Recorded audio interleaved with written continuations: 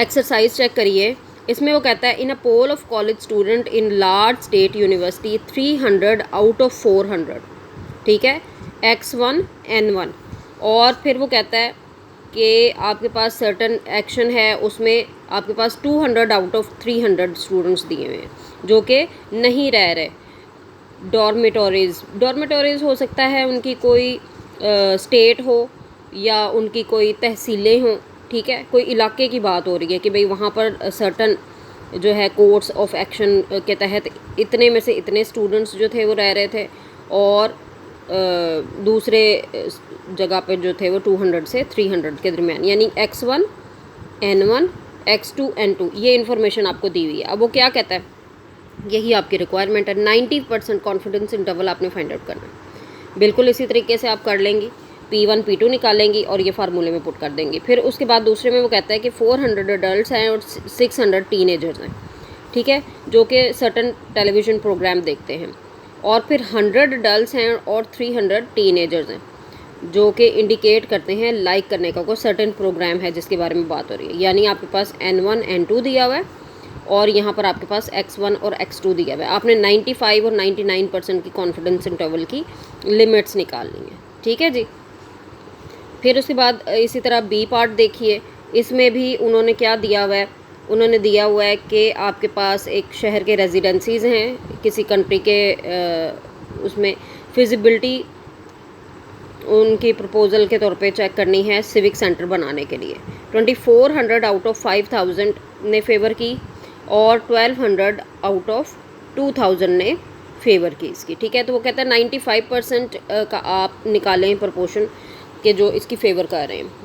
N1 X1 N1 और X2 N2 आपको given दिए हुए हैं, इसकी बेस के ऊपर आप इसी तरीके से इसी फार्मूले के तहत प्रपोर्शन के डिफरेंस का कॉन्फिडेंस इंटरवल निकाल लेंगे। उससे आगे भी चेक करिए, वो कहता है आपको कि population of interest are voting preferences of all registered voters in Punjab and Sindh, ठीक है। N1 N2 P1 P2 दिए हुए हैं, 95% कॉन्फिडेंस इंटरवल निकालेंगे। यानी पहले तो आप निकालते थे ना, इसमें निकालने की भी ज़रूरत नहीं, डायरेक्ट वैल्यूज़ आपको दे दी गई।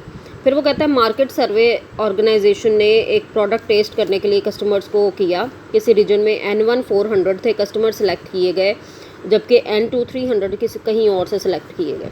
और फिर उनसे पूछा गया कि प्रोडक्ट की टेस्ट, जब उन्होंने सर्व किया तो पूछा कि प्रोडक्ट का टेस्ट किसका बेहतर है।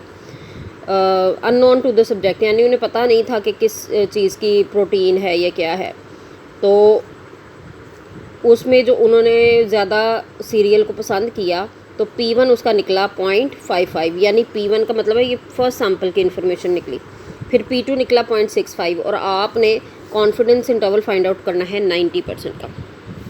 तीसरे में देखिए, इसके बी पार्ट में आपको N1 N2 P1 P2 की इन्फॉर्मेशन दी हुई है और उसकी बेस पे आपने कॉन्फिडेंस इंटरवल्स फाइंड आउट करने हैं। बहुत इजी एक्सरसाइज है। यहाँ पर आपके चैप्टर का इख्तिताम होता है। तमाम जितने शॉर्ट क्वेश्चंस हैं, MCQs हैं, वो आप कारवान की बुक में से करेंगे, ठीक है। और करना शुरू कर दें। मैं टेस्ट अनाउंस करने जा रही हूँ with the coordination of my HOD and coordinated teacher, और मैं आपको इन्फॉर्म कर दूँगी इस बारे में। और जितने भी शॉर्ट क्वेश्चंस हैं और MCQs हैं वो आप तैयार कीजिए, एक्सरसाइज के क्वेश्चन तैयार कीजिए। अनकरीब आप लोगों से नोट्स भी कलेक्ट कर लिए जाएंगे, ठीक है। और इस चीज़ का ध्यान रखें कि पास्ट पेपर में आने वाले जितने भी क्वेश्चंस हैं, आपके MCQs हैं, शॉर्ट क्वेश्चंस हैं, वो तमाम के तमाम आप लोगों की नज़रों में होने चाहिए। आप उन्हें हल करने की कोशिश कीजिए।